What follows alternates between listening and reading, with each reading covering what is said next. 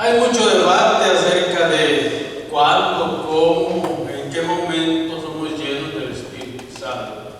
Hay muchos que hablan de este tema y lo presentan como algo místico, como algo que sucede en un determinado momento a determinadas personas por determinadas causas. Pero ¿qué es ser lleno del Espíritu Santo? ¿Qué es ser lleno del Espíritu Santo? Esto es lo que vamos a estar viendo. ¿Qué es ser lleno del Espíritu Santo? ¿Y qué implica? Ahora, las Escrituras ordenan a los creyentes, a los cristianos, ser llenos del Espíritu Santo. Este es un imperativo para todos. Todos debemos de ser llenos del Espíritu Santo. ¿Pero por qué? Meditemos un poco en eso. Nos ha sido dado el Espíritu Santo con medida. Algunos grupos evangélicos piensan que primero está el Espíritu Santo como que llena la planta de los pies, y luego va llenando las piernas, y luego los muslos, y luego llega a la cintura, y luego llega como por aquí, y luego llega hasta arriba. ¿Será esta la obra del Espíritu Santo? Vamos a ver esas cosas en este versículo que hemos leído. Entonces, hermano, ¿de qué manera más equivocada de ver al Espíritu Santo en su obra? ¿Para qué nos es dado el Espíritu Santo entonces? Hay una razón de peso para que el Espíritu Santo venga a morar a nosotros. La Biblia da por lo menos dos razones. La primera es testificar, para dar testimonio en la fe que profesamos. La segunda es para la unidad del Espíritu, es decir, nosotros somos llamados a practicar, a vivir la unidad del Espíritu. Una iglesia donde el Espíritu Santo es el que toma el control, es una iglesia que vive en unidad. Yo quiero hablarles de dos cosas hoy, y es la primera, una vida en el Espíritu. Una vida en el Espíritu. La segunda es similar, pero hay diferencia. La vida plena en el Espíritu. Una vida en el Espíritu, la vida plena en el Espíritu. Estas son las dos cosas en las que vamos a estar pensando hoy. Ahora pensemos, lo primer punto, una vida en el Espíritu. Tenemos que saber, como les dije antes, que una de las razones para que el Espíritu Santo viva en nosotros es para practicar la unidad. Una iglesia que está envuelta en pleitos, en disensiones, en contienda, en cosas que no aprovechan, es una iglesia que ha roto la unidad del Espíritu. Y por ende, al romperse la unidad del Espíritu, se rompe la conexión que hay con Dios. Y por eso es que la gente, en vez de cambiar, sigue buscando más pleito y más disensiones entre ellos. Y de esto vienen las divisiones. Ahora, para vivir en el Espíritu, hermano, el vivir en el Espíritu significa que nosotros nos parecemos cada vez más a Cristo. La obra principal, primaria, fundamental del Espíritu Santo en nosotros es llevarnos a ser como Jesús. Un hombre piadoso, un hombre entendido, un hombre fiel a las Escrituras, un hombre que valora la iglesia, un hombre que se enfoca en las cosas del reino y no en las cosas de este mundo. Pero sobre todo, Jesús es el siervo sufriente. Recuérdense una cosa, hay personas que creen que ser cristiano significa que los problemas se acabaron. Eso no es ser cristiano, eso no es lo que la Biblia dice. De hecho, el ejemplo lo tenemos en Jesús. Él fue el siervo sufriente. Isaías 53, del verso 3 al 7 lo describe. Desechado entre los hombres, varón de dolor, experimentado en quebranto, enmudeció y no abrió su boca, fue llevado como oveja al matadero. Esta es una descripción de sufrimiento, de suplicio. Pues eso solamente nosotros lo podemos lograr cuando el Espíritu Santo vive en nosotros. cuando nosotros somos de Él y Él es de nosotros. Hermanos, ser lleno del Espíritu Santo nos lleva a entender la obra del Espíritu Santo en las Escrituras. ¿Cuál es esa obra? La obra de inspiración, la obra de iluminación, la obra que nosotros se va desarrollando en nosotros cuando entendemos las Escrituras. Esa es la obra del Espíritu Santo en nuestra mente, la obra del Espíritu Santo en nuestras habilidades, tanto intelectuales como morales, tanto en nuestras capacidades para poder discernir entre lo bueno y lo malo que encontramos en las Escrituras. Así es que tener una noción más clara del ministerio del Espíritu Santo en mí como persona, con lo que yo soy, cómo el Espíritu Santo obra en mi interior para que yo pueda reflejar esa obra a través de las cosas que hago, hermanos, pero también como cuerpo. No se trata de solamente lo que yo soy como persona, sino cuando nos reunimos como cuerpo de creyentes, como iglesia, nos reunimos ¿para qué? Por medio de la obra del Espíritu Santo en nosotros podemos tener comunión con Dios, pero con los hermanos cuando nos reunimos. Podemos entender las Escrituras, podemos nosotros armar nuestro propio esquema teológico doctrinal para poder luego dentro de la semana llevarlo a la práctica. Todo esto al reunirnos como cuerpo de creyentes. Hermanos, el Espíritu Santo nos impulsa a trabajar, nos impulsa al servicio cristiano, nos impulsa a amar a los demás aunque ellos no nos amen, nos impulsa a crecer en general para que su obra se vaya manifestando. Y por eso tenemos nosotros algo muy importante que ver en las Escrituras, en el caso del siervo Moisés. Un hombre que llegó a ser tan manso, pero tan manso. Recuérdense que Moisés era un hombre muy iracundo, además muy fuerte, un militar, que estaba acostumbrado a salir a las guerras de los egipcios y ganar todas esas guerras. Y eso lo volvió un poco arrogante y un poco rebelde, sin causa por el desierto.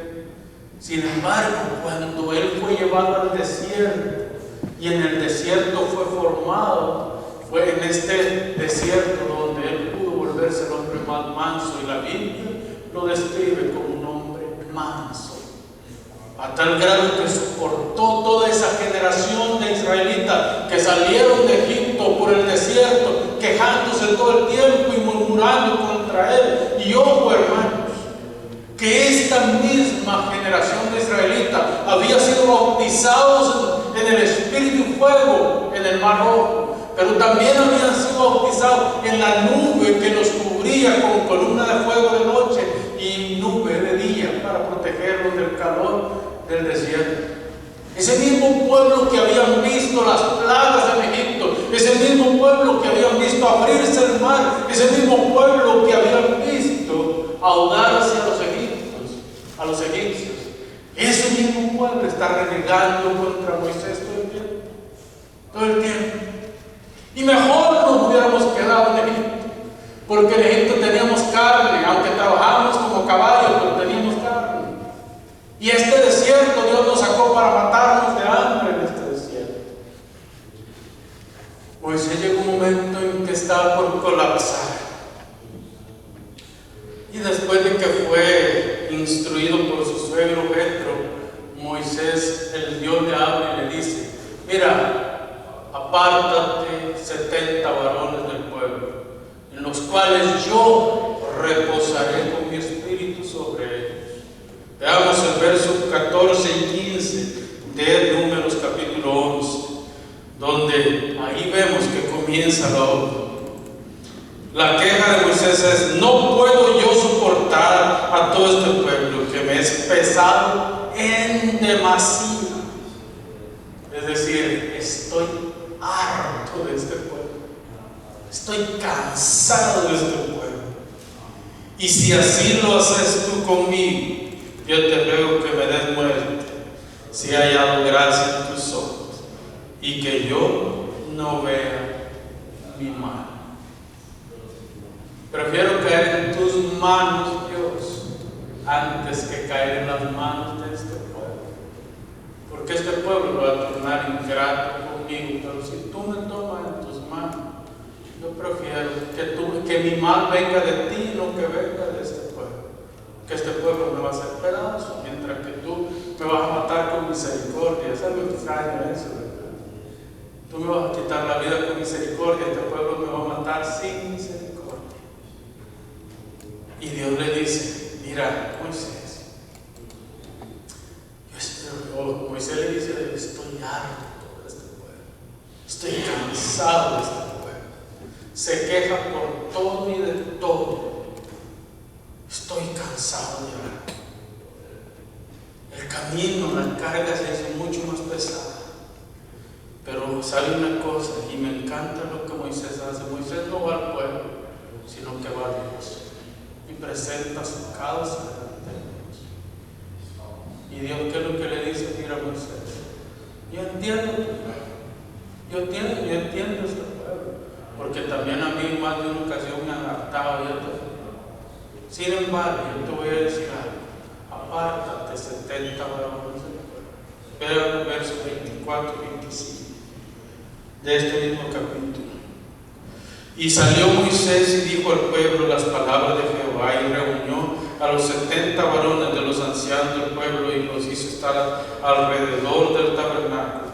Entonces Jehová descendió en la nube y le habló, y tomó del espíritu, fíjese bien, del espíritu, tomó del espíritu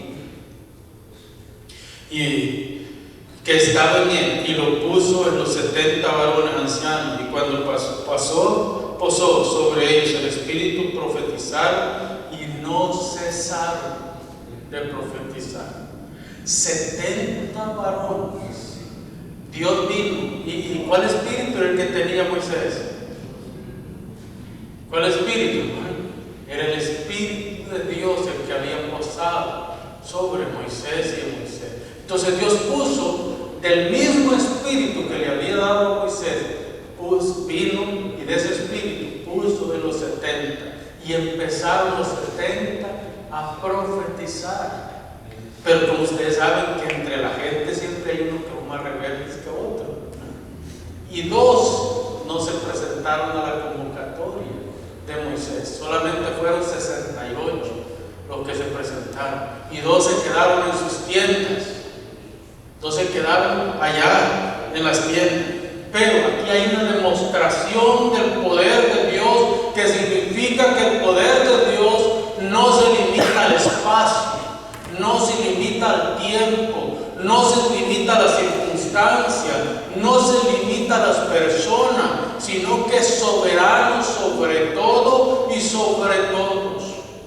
Entonces, esos 2 que se quedaron en las tiendas, que no fueron, empezaron a profetizar, empezaron a hablar la palabra de Dios, y un joven los escuchó y fue a Moisés con celo, un celo hasta cierto punto a veces es un tanto pecaminoso, en vez de dar gloria a Dios, porque habían 2 varones además de Moisés y los 68 profetizando.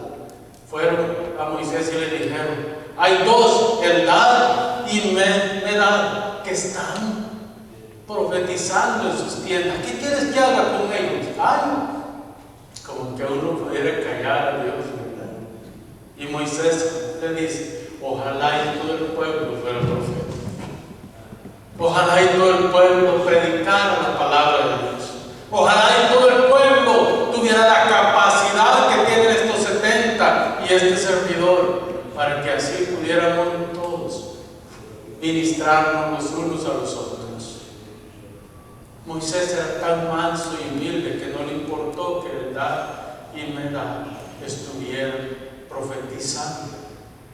Más bien le dijo, ve a ellos y tráelos acá. Ver los versos 26. Y habían quedado en el campamento 2 varones llamados, el uno Eldad y el otro Medad, sobre los cuales también reposó el espíritu. Estaban estos entre los inscritos, pero no profetizar en el campamento. Y corrió un joven y dio aviso a Moisés y dijo: edad y edad, profetiza en el campamento. Entonces respondió Josué, hijo de Nun. Mire Josué. Es Josué en realidad el que dice, el general del ejército, el segundo al mando, el de la mano derecha de Moisés. Josué le dice: mire, ponga cuidado de lo que le dice Josué. Entonces ayudante de Moisés, uno de sus jóvenes, y dijo: Señor mío Moisés, impídeselos. Hermanos, impídeselos. Como que si nosotros pudiéramos impedir el avance de la obra de Dios. Impídeselos. Y es aquí donde Moisés demuestra su humildad, su respeto por la obra de Dios, porque no solamente es asunto de tener humildad, es también respeto por la obra de Dios, hermanos. Cuando nosotros somos irrespetuosos con un ministro del Evangelio, estamos siendo irrespetuosos con aquel que lo llamó, aquel que lo ungió, aquel que lo trajo al ministerio. Estamos siendo irrespetuosos con la misma obra del Espíritu Santo a través de esa persona. Pero mira Moisés. Y Moisés le respondió: ¿tienes tú celo de mí, Josué? Josué, ¿de verdad tienes celo de mí? Josué, ¿de verdad tú ves lo que estás diciendo? ¿Tú entiendes lo que estás diciendo? Ojalá todo el pueblo de Jehová fuese profeta, y que Jehová pusiese su espíritu sobre ellos. Aquí vemos una doble implicación, hermano. Primero, nosotros podemos ver que Moisés está diciendo la importancia de ser lleno del Espíritu Santo, la importancia de tener esa llenura, la importancia de tener el Espíritu Santo en nosotros. Pero además de eso, Moisés está diciendo: si Dios pone su Espíritu sobre todos estos, ellos mismos llevarán la carga de ellos mismos, no necesitarán que yo esté al pendiente de ellos todo el tiempo, sino que ellos, porque el Espíritu Santo viene a nosotros para capacitarnos, para hacernos sabios, para hacernos entendidos, para hacernos dóciles, para hacernos humildes, para hacernos dependientes de Dios y no de nosotros mismos ni de los demás. Hermanos amados, Dios llama a un pueblo para que lleve su nombre. Ustedes, a mí, todos nosotros, Dios nos ha llamado para que llevemos su nombre a las naciones, para que le digamos, y en Toronto podemos hacer eso. ¿Saben que mi sueño es que esta iglesia no solamente tengamos hispanos, sino que tengamos nigerianos, sino que tenga todo lo que quieran venir, que los ministremos, porque somos capaces de hacerlo?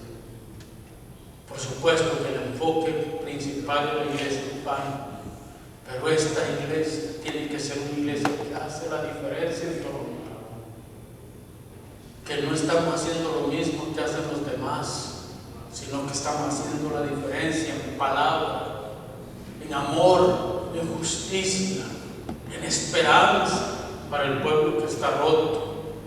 Hermanos, nosotros tenemos que llevar el nombre de Dios a las naciones, que la gente entienda quién es Dios. Dios no tiene límite de espacio, Dios no tiene límite de tiempo, Dios no tiene límite de etnias, Dios no tiene límites, Él es ilimitado. Dios tiene todo el poder, toda la gloria es para Él. Por alguna razón que no registra Moisés en este escrito, edad y edad no van a la convocatoria. No sabemos por qué.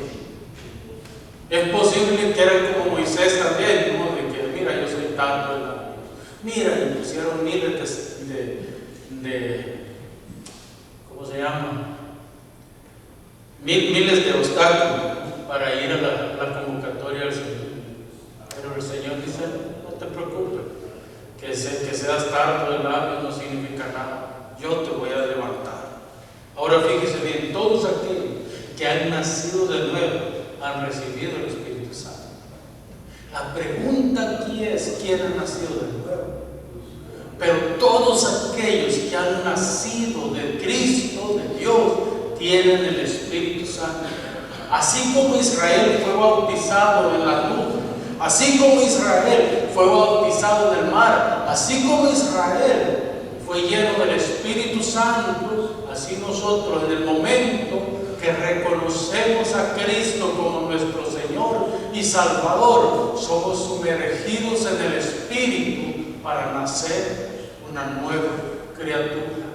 El Espíritu Santo, a diferencia como lo piensan otros grupos, no se nos da por medida. Se nos dio una vez y para siempre, porque es por la obra del Espíritu Santo que nosotros nacemos de nuevo. Se nos da fe, regeneración, santificación, un nuevo nacimiento, y Cristo viene a ocupar nuestro lugar. Sin el Espíritu Santo, Cristo no puede entrar al corazón de una persona. Es por medio de la obra del Espíritu Santo que nosotros tenemos esto.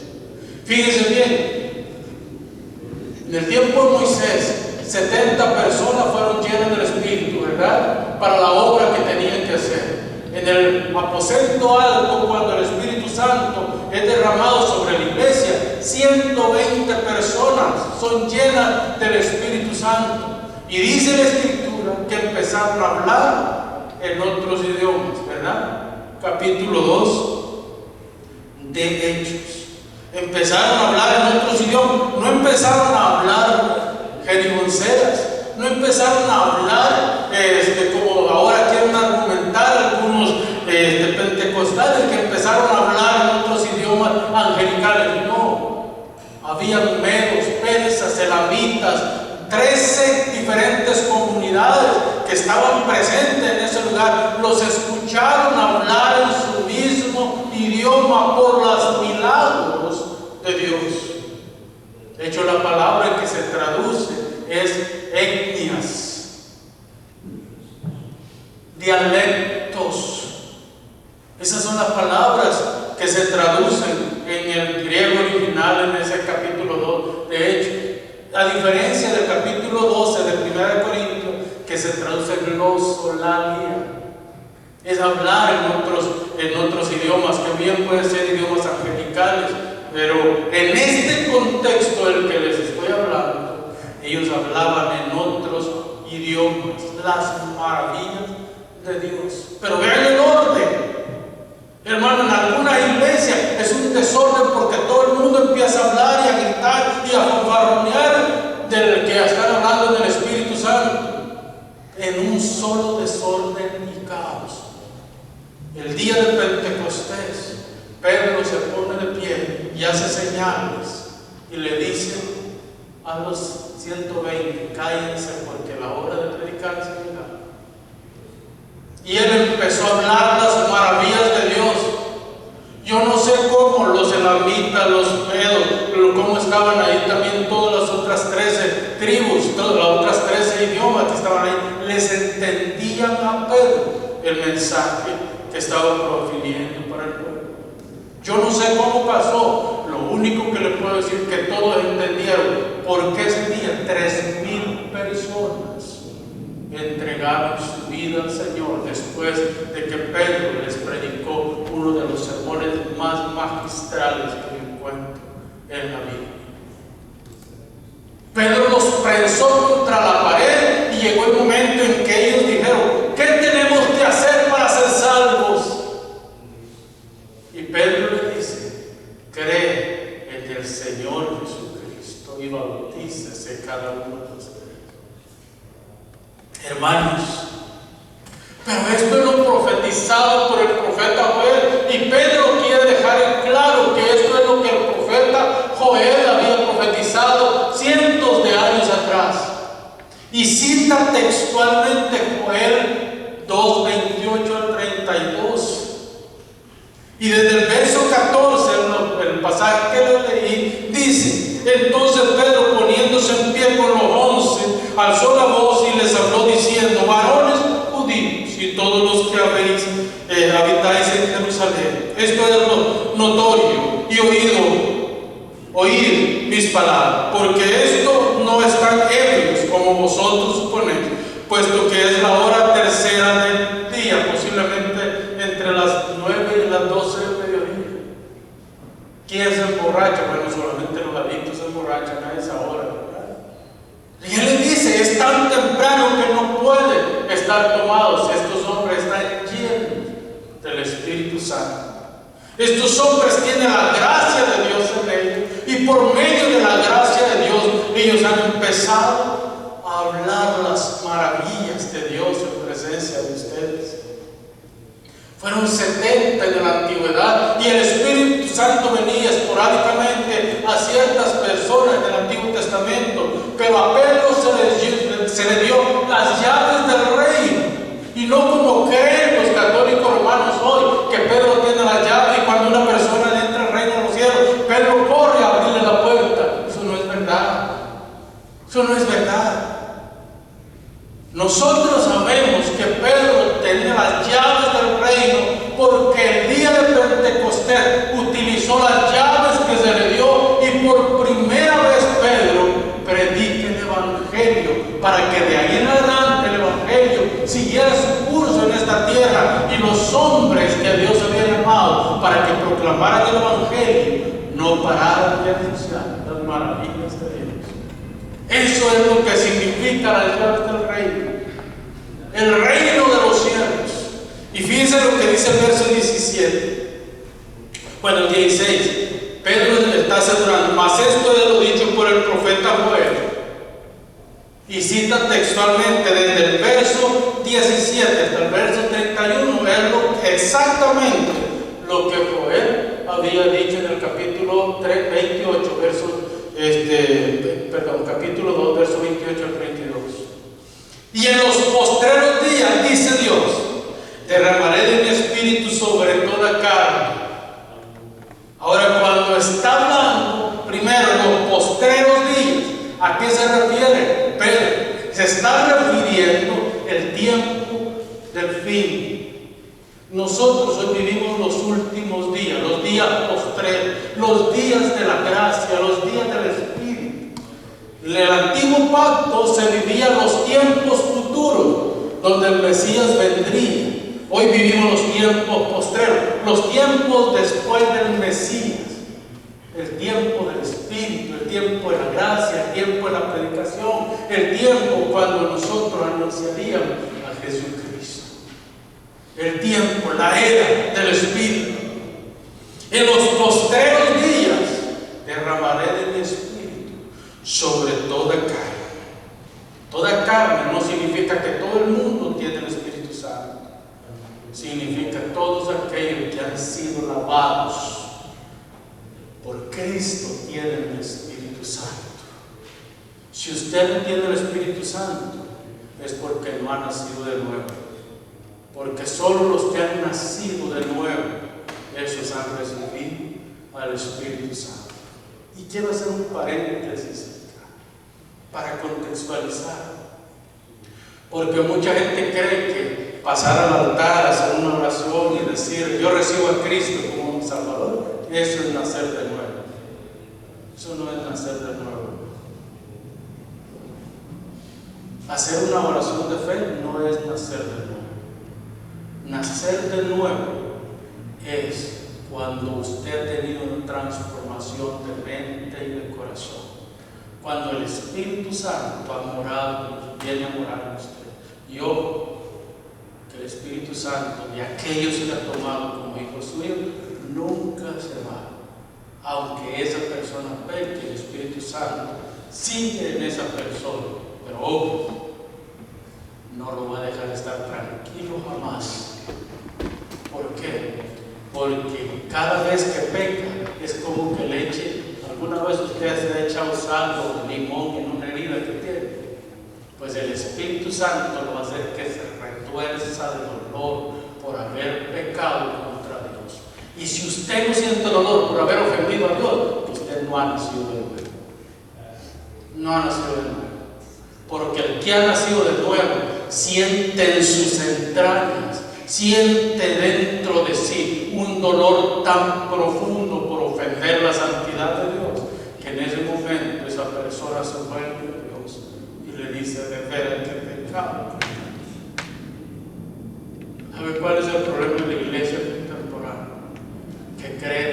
eruditos y leyendas y no tienen el Espíritu Santo, y aunque hablen y fanfarroneen el que tiene el Espíritu Santo, no lo tiene, porque el que tiene el Espíritu Santo es nueva criatura, no hace las mismas cosas que hacía cuando era pecador. El Espíritu Santo es real, es muy real. Entonces Pedro dice, miren, y vuestros hijos y vuestras hijas profetizarán, vuestros jóvenes verán visiones y vuestros ancianos soñarán sueños. Y de cierto, sobre mi siervo y sobre mis siervas, en aquellos días derramaré de mi espíritu y profetizarán. La palabra profetizar aquí no es predecir el futuro, porque eso puede ser cualquier cosa menos profetizar. Profetizar es tomar la palabra de Dios y exponerla. Eso es profetizar. Lo que el hermano Aurelio hace en las mañanas, lo que yo hago acá, esto es profetizar, es abrir las escrituras y hablar de ellas. Hermanos, el punto número 2, la vida plena en el Espíritu. ¿Qué es una vida plena en el Espíritu? Vayan al capítulo 5 que leímos de Efesios, versos 18 y 19. No os embriaguéis con vino, en lo cual hay disolución. Es fugaz. ¿Se ha fijado usted que la paz que da el licor, el vino, la cerveza, es pasajera? La persona se siente alegre mientras está tomando, pero después viene la resaca, después vienen los dolores de cabeza, después vienen los malestares estomacales. Entonces la alegría ya no se recuerda, la alegría que tuvieron por la borrachera ya no la recuerdan, porque ahora tienen que bregar con la acidez y todos los problemas estomacales que tienen. Entonces Pablo dice, no os embriaguéis con vino, en lo cual hay disolución, antes bien ser llenos del Espíritu Santo. Hay una comparación, es una embriaguez, no es un embrutecimiento como el que tiene un borracho, porque han visto un borracho ustedes, borracho. Es el alberreír de todo el mundo, porque empieza a hacer disparates. Pero esto no se trata de esto se trata de ser llenos, sumergidos en el Espíritu de Dios. Y no es que está comparando. Un cristiano no hace disparate cuando llena del Espíritu Santo. Más bien tiene gallardía. ¿No han visto ustedes un borracho?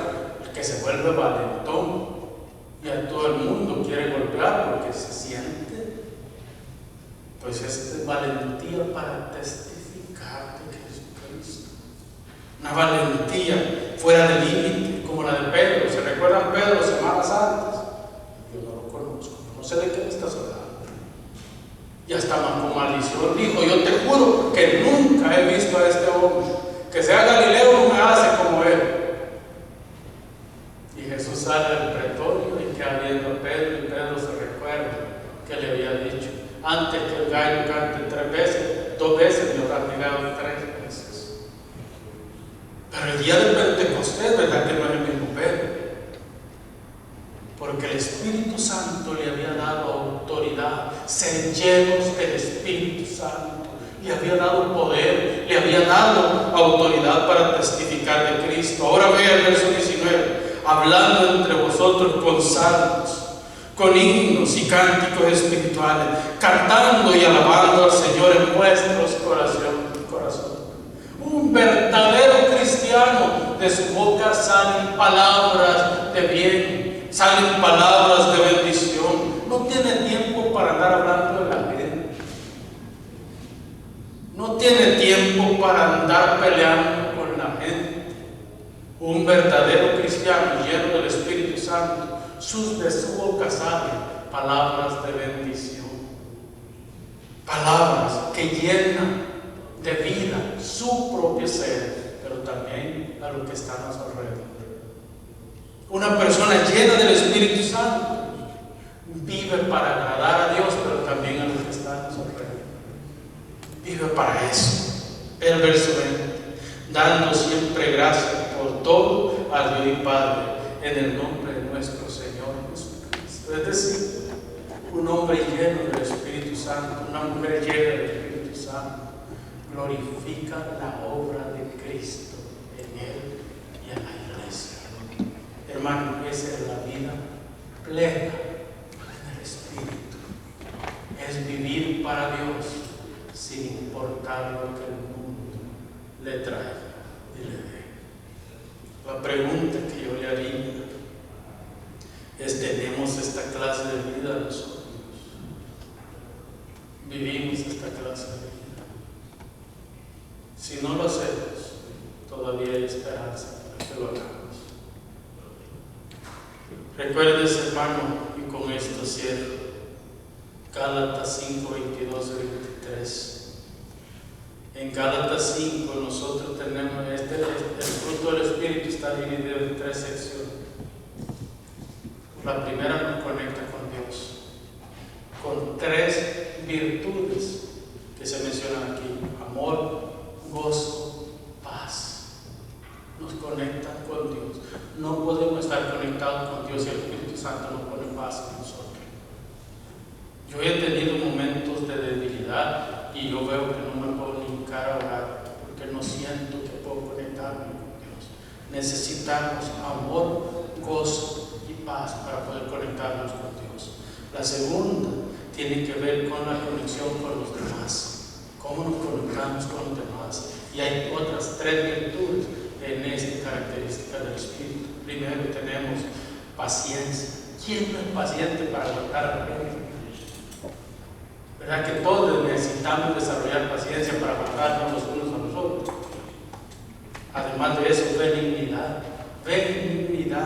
Benignidad es no pensar aceleradamente lo que los demás hacen con nosotros, sino pensarlo con mucho cuidado, lo que las personas dicen. Y por último, es bondad. Vea bien, 3 virtudes: paciencia, benignidad y bondad. Este es el fruto del Espíritu. Y el último, con nosotros mismos, con nosotros. El primero nos conecta con Dios, ¿verdad? El segundo nos conecta con los demás. El tercero nos conecta con nosotros mismos. Y son 3 virtudes también. Tenemos fe, mansedumbre y templanza. Nosotros necesitamos, para conectarnos con nosotros mismos, necesitamos estas 3 cosas. De estas 9 características, no hay ley que pueda juzgar a un cristiano. No hay ley que nos pueda juzgar. Así que espero, hermano, que algún día podamos desarrollar estas 9 características de la manera en que Dios quiere que lo desarrollemos. Por ahora, conformámonos a desarrollarlas